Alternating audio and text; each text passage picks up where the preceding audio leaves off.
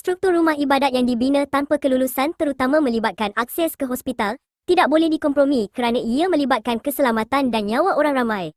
Ketua Penerangan PAS Ahmad Fadli Syari berkata, kebebasan beragama dijamin oleh Perlembagaan Persekutuan namun, ia tidak boleh dijadikan alasan untuk mengetepikan undang-undang dan peraturan perancangan yang telah ditetapkan.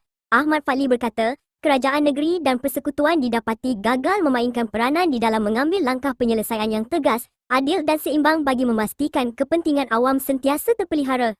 Katanya lagi, ditambah gelagat wakil rakyat yang dilihat menggalakkan pelanggaran undang-undang dan bukannya mencari penyelesaian berasaskan peraturan sedia ada. Beliau berkata, semakan menyeluruh wajib dilakukan terhadap semua binaan bagi memastikan penguatkuasaan undang-undang berjalan secara konsisten tanpa pilih kasih.